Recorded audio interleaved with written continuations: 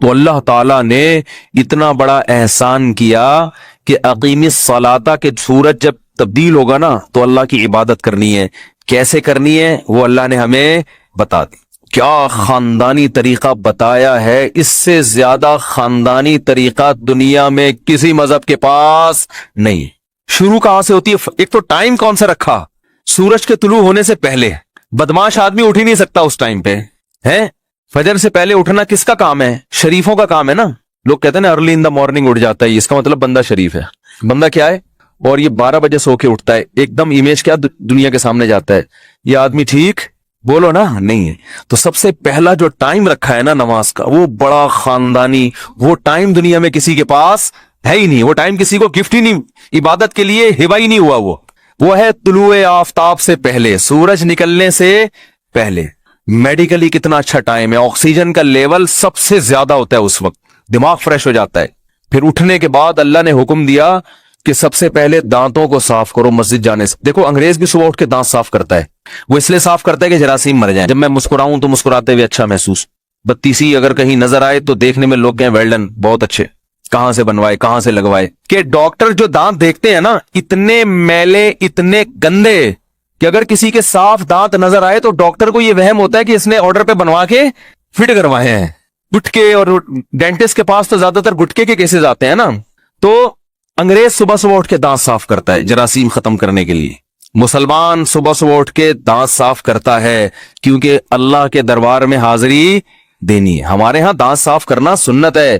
اس میں نیت کیا کرنی ہے بھائی؟ اللہ کے پاس. وہ تو خود بخود جراثیم مراسیم تو ویسے ہی مر جائیں گے نا. جراثیم کو کیا پتا اللہ کے لیے کر رہا ہے ہمیں مارنے کے لیے کر رہا ہے. وہ تو جو بھی کیمیکل ہوگا وہ تو جرمز کو مارے گا نا. لیکن ہم نیت کیا کرتے ہیں کہ اللہ ہم تیرے دربار میں حاضری دینے کے لیے جا رہے ہیں. تو اللہ نے کہا کہ میلے کچیلے دانتوں کے ساتھ مت آنا. خدا کا دربار ہے بھائی، دانتوں کو صاف کرو. تبھی نبی صلی اللہ علیہ وسلم سرہانے پہ مسواک رکھ کے سوتے تھے. صبح اٹھتے ہی نبی نے جو سب سے پہلا کام کرنا ہے اٹھنے کی دعا پڑھنے کے بعد دانتوں کی صفائی. کس کے لیے؟ نماز کے لیے. اس کے بعد ہاتھوں کو دھونا ہے. یہ اللہ کا ایک چیز، اللہ کا حکم ہے نا. فَاغْسِلُوا وُجُوهَكُمْ وَأَيْدِيَكُمْ إِلَى الْمَرَافِقِ. اے ایمان والو جب نماز کا ارادہ کرو تو پہلے اپنے چہروں کو، حدیث میں قلی کرنے کا بھی حکم ہے. 3 دفعہ ناک میں پانی ڈال کے 3 دفعہ صفائی کی ہے. ناک کی صفائی ہو رہی ہے، کس کے پاس حاضر ہو رہے ہیں؟ یہ عبادت کا طریقہ کسی دنیا میں کسی کے پاس ہے، اور یہ انسان کا بنایا ہوا ہو ہی نہیں سکتا. کیونکہ انسان کے بنائے ہوئے جو ہم نے دیکھے ہیں نا ان میں یہ حسن و جمال نہیں ہے. اور محمد صلی اللہ علیہ وسلم جو نہ کسی یونیورسٹی میں پڑھے نہ اسکول میں پڑھے، وہ کیسے اتنا اچھا طریقہ نکال سکتے ہیں بھائی؟ اور ایسے عربوں کو بیان کر رہے ہیں جن کے ہاں سب سے مہنگی چیز پانی تھا. عرب میں پانی بہت کم تھا. انہیں دن میں 15 دفعہ منہ دھونے کا حکم دیا جا رہا ہے. دن میں 15 دفعہ ناک صاف کرنے کا پانی کے ذریعے حکم دیا جا رہا ہے. دن میں 15 دفعہ ان کو قلی کرائی جا رہی ہے. دن میں 15 دفعہ بازو دھونے کا حکم دیا جا رہا ہے. دن میں 15 دفعہ پاؤں دھونے کا حکم دیا جا رہا ہے. تو ایسی قوم کو جن کے پاس پانی کی بے انتہا قلت ہے، تو یہ خود علوم نبوت جو ہے نا یہ خود دلیل نبوت ہے. نبی کی تعلیمات خود اس بات کی علامت ہے. کوئی غور کرے گا تو یہ سچے پیغمبر کی علامت ہے. یہ کسی انسان کی گڑی ہوئی چیزیں نہیں ہو سکتی. تو کیسے صبح صبح دانت صاف کیے، قلی کی، غرارے کیے، ناک میں 3 دفعہ اچھی طرح سے پانی ڈالا، پھر 3 دفعہ اچھی طرح سے چہرے کو دھویا، اور وہمی نے 36 دفعہ دھویا. اگر وہمیوں کو بھی آپ شامل کر لیں تو پھر تو صفائی ہی صفائی ہے. پھر جناب بازو دھوئے، پھر سر کا مسا. سر کو دھونے کا حکم کیوں نہیں دیا؟ کہ ایک کام پوری زندگی کرنا ہے تو دھونے میں ٹینشن زیادہ ہے.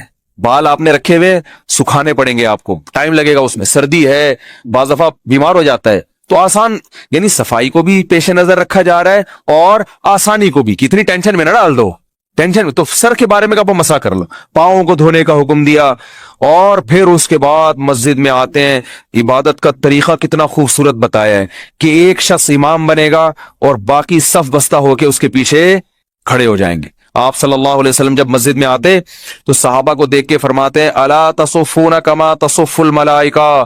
تم ایسے صفیں کیوں نہیں بناتے جیسے فرشتے صفیں بناتے. اللہ کو ڈسپلن اتنا پسند ہے کہ فرشتے بھی جب اللہ کی عبادت کرتے اللہ کہتے ہیں لائن میں لگ کے کرو. تو صبح صبح ڈسپلن سکھایا جا رہا ہے کہ نہیں سکھایا جا رہا؟ اور جتنا بد نظم مسلمان ہے دنیا میں اتنا بولتے کیوں نہیں بھائی؟ کوئی کام لائن میں لگ کے نہیں ہوتا، کوئی کام.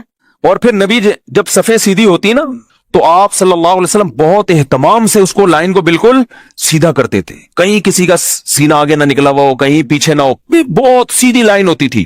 اور اتنی تاکید کی, فرمایا کہ اگر تم اپنی صفوں کو سیدھا نہیں کرو گے اس بات کا خطرہ ہے تمہارے دل اللہ ٹیڑھے کر دے گا آپس میں. ایسے لائن بنا کے صبح صبح ایک امام وہ سورہ فاتحہ پڑھ کے اللہ سے پھر وہ الفاظ بتا دیں کہ ورڈنگ کیا ہونی چاہیے تمہاری. وہ شروع کہاں سے ہوگی؟ الحمدللہ رب العالمین, تمام تعریفیں اس اللہ کے لیے جو تمام جہانوں کا پالنے والا.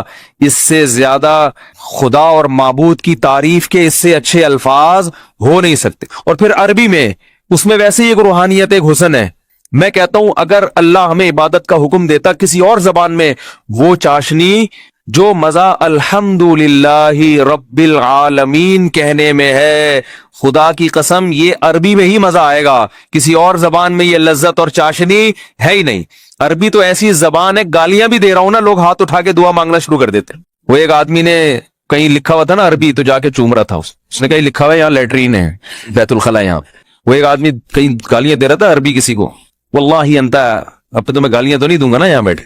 تو وہ دوسرا کہتا ہے پاکستانی, کیا میرے لیے بھی دعا کرنا ہے یار, آپ اس کے لیے اتنی دعائیں دے رہے ہیں. زبان میں لذت ہے, چاشنی ہے. آپ دیکھو امام حرم جب عربی میں دعا مانگتے ہیں کیا خوبصورت, اس میں ایک عجیب نورانیت پیدا ہوتی ہے. وہ اردو پشتو پنجابی میں نہیں ہو سکتی, وہ انگلش میں نہیں ہو سکتی. ایسی زبان کی اللہ نے سلیکشن کی. آپ دوسری زبانوں کو اٹھا, ہندو کی دیکھ لو, وہ چاشنی وہ لذت نہیں ملے گی آپ کسی بھی زبان میں نہیں ہے. قرآن عربی میں انسان پڑھتا ہے, سورہ مریم دیکھو, کاف ہا یا عین صاد, ذکر رحمت ربک عبدہ زکریا اذ نادى ربہ نداء خفیا قال رب انی وہن العظم منی واشتعل الرأس شیبا ولم اکن بدعائک رب شقیا.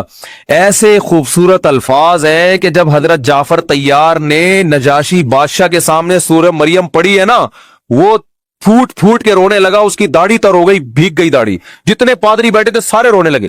میرا جو جمعے کا خطبہ ہے نا انٹرنیٹ پہ پہلے ڈالا ہوا تھا, ہم نے نکال دیا, پھر وہ اس کے نیچے انگریزوں کے کمنٹس میں نے دیکھے کہ یار ہمیں ایک لفظ بھی سمجھ میں نہیں آ رہا مگر یہ مزہ بہت آ رہا ہے اس کو سننے میں.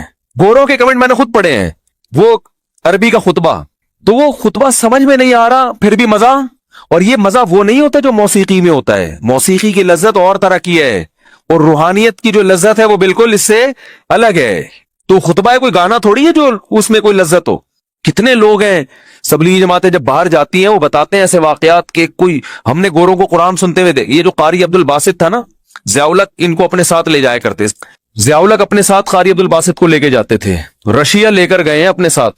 قاری عبد الباسط نے وہاں تلاوت کی ہے, رشین دہریے جن کو قرآن کا ایک حرف بھی سمجھ میں نہیں آیا, لیکن ہم چھوٹے تھے اس وقت یہ خبر مشہور ہوئی تھی, کئی دہریے مسلمان ہو گئے کہ یار یہ کیسا کلام ہے یار, اس میں کیا لذت ہے. یہ 1400 سال پہلے اتنا خوبصورت کلام, اور جو پیش کر رہے ہیں وہ لکھنا پڑھنا بولو نہیں جانتے. اور اس کلام کی پھر احکامات کو دیکھ لو, وہ اس سے زیادہ خوبصورت.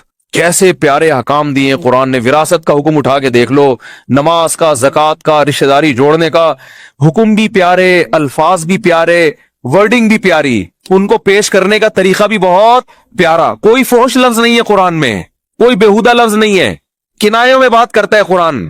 کیا ہے زبردست. تبھی تو وہ حضرت جعفر طیار نے جو تقریر کی تھی نا, انہوں نے کہا تھا کہ ہم تو مردار کھاتے تھے.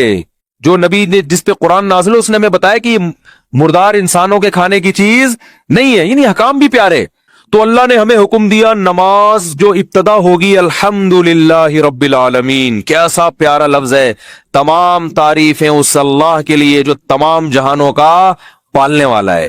ملحدین کی دم پہ پاؤں رکھ دیا ہے ٹھیک ہے نا, جو خدا کا انکار کرتے ہیں. ارے ہم انکار نہیں, ہم تو مانتے بھی ہیں, اور صرف خالی پیلی زبان سے نہیں مانتے, اپنی میٹھی ترین نیند کو قربان کر کے. وہ جو مؤذن جو بیچارہ 5,000 10,000 تنخواہ لے کے حی علی الصلاۃ کہہ رہے ہیں نا, دو بڑے بڑے تھانے دار بھی بعض دفعہ بلاتا ہے نا ایس ایچ او, پبلک نہیں جاتی کہ بھئی آپ کو ایس ایچ او نے بلایا تو آپ چونکہ ڈی ایس پی کے بیٹے ہیں آپ فون کر دیتے ہیں کہ میں نہیں آ رہا. ایس ایچ او کہتا ہے کیوں نہیں آ رہا, کہتے ہیں ڈی ایس پی صاحب کا بیٹا ہوں. کہہ رہے بس وہیں رہو, میں خود ہی آ جاتا ہوں آپ سے ملنے کے. ہر فنٹر سے بڑا بھی کوئی فنٹر ہے نا دنیا میں. لیکن ایک گاؤں دیہات کا مؤذن پھٹی پرانی چپل, وہ مسجد میں آ کے اعلان کرتا ہے حی علی الصلاۃ, اور اس کی دعوت پر ڈاکٹر بھی لبیک کہتے ہیں.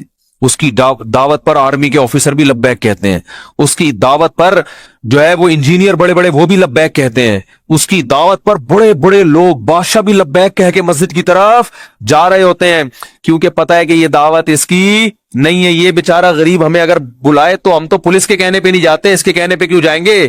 ان کو یقین ہوتا ہے کہ یہ دعوت کس کی طرف سے دی جا رہی ہے, حی علی الصلاۃ کی, یہ خدا کی طرف سے دعوت دی جا رہی ہے. تو ملحد تو اللہ کو لغت سے ہی نکالا ہوا ہے, اور نمازی نے ایسا ڈکشنری میں ڈالا ہوا ہے کہ اپنی میٹھی ترین نیند ایک عام گوار دیہاتی کی دعوت کی آواز سن کے اپنی نیند کو قربان کر دیتا ہے. اور پھر سردیوں میں وضو کرنا کتنی ٹینشن کا کام ہے, غسل فرض ہو جائے تو غسل کرنا پڑتا ہے, اور وہ ساری تیاری کر کے پراپر طریقے سے. دیکھو آفس جانا آسان ہے, آپ کپڑے پہنو, اوپر سے استری کرو, اندر سے کوئی تھوڑی جھانک کے دیکھے گا باس کے اندر سے بغلیں صاف ہیں بھی کہ نہیں ہے بھائی, اندر سے تھوڑی کوئی چیک کرتا ہے. لہٰذا آفس تیار ہو کے جانا, شادی میں دولہا بن کے جانا بھی بہت آسان ہے. ڈیٹول سے اپنا منہ یوں یوں یوں کرو, تیزاب تھوڑا سا چھڑکو, بالکل جراثیم صاف, اور یوں چڑھاؤ, پہنچ جاؤ. لوگ دیکھیں گے ماشاءاللہ دولہا بڑا چمک رہا ہے. لیکن اللہ نے کہا نا نا نا نا نا, اوپر سے نہیں, اندر سے صاف. اوپر سے بھی ہونا ہے, پہلے اندر سے. بال بڑھ گئے ہیں, نماز مکروہ ہوگی. دانت گندے ہیں, نماز مکروہ ہوگی. پیاز کی بو آ رہی ہے, نماز مکروہ ہوگی. اس بو کو ختم کرو. گٹکے نسوار کی بو آ رہی ہے, ختم, اس کو ختم کرو پہلے. پیشاب کا قطرہ نکل گیا ہے, وضو ٹوٹ گیا آپ کا. نجاست پھیل گئی ہے, اس کو کپڑوں سے دھو, اپنے ازار کو پاک کرو. حالانکہ بھائی نہ بدبو آ رہی ہے, نہ کوئی دیکھ رہا ہے, نہ آپ کے کپڑوں پہ چونکہ پیشاب لگا ہوا ہے, پبلک تو نہیں دیکھ رہی, نہ بو آ رہی ہے, کپڑے گندے ہیں, اس کو صاف کرو. تبھی تو نمازی بیٹھا ہوتا ہے واش روم میں شلواریں کندھوں میں لٹکا کے رگڑ رہے ہوتے ہیں. جو وہمی ہوتے ہیں وہ زیادہ ہی کر رہے ہوتے ہیں. ورنہ کیا مسئلہ ہے انگریزوں کی طرح ہم بھی جائیں واش روم میں, ایک جناب پیشاب کیا اور نکلے. گورے تو میں نے تو دیکھا ہے, باہر ملکوں میں گیا ہوں, گورے تھوڑی اتنی ٹینشن کے بیٹھے ہوئے انتظار کر رہے ہیں کہ کب قطرے آنا ختم ہوں گے, پھر ہم استنجا کر کے باہر نکلیں گے. گورا کیا کرتا ہے, جایا کھڑے کھڑے اس نے پیشاب کیا, چھینٹیں پڑوسیوں پہ پڑ رہی, ویسے اتنے صاف نیٹ کلین گورے جو ہے نا, ویسے آپ دیکھو ایسے ہر چیز. وہ انہوں نے تو باقاعدہ ان کے یہاں تو وہ ہوتے ہیں جراثیم مارنے والے کیمیکل ہوتے ہیں, اس سے وہ ہاتھ صاف کر کے پھر کھاتے ہیں. ایک طرف اتنی صفائی ہے, لیکن جب واش روم جائیں گے, 6 مہینے ہو گئے پانی کا استعمال کسی قسم کے واش روم میں نہیں ہو رہا. یعنی ایک تو چھوٹا واش روم ہوتا ہے, ایک بڑا واش روم ہوتا ہے. There are 2 types of washrooms. میں سمجھتا تھا چھوٹے واش روم میں نہیں استعمال ہوتا, پتا چلا کہ بڑے واش روم میں بھی پانی کا استعمال نہیں, وہ بھی ٹیشو سے چل رہا ہے حساب کتاب.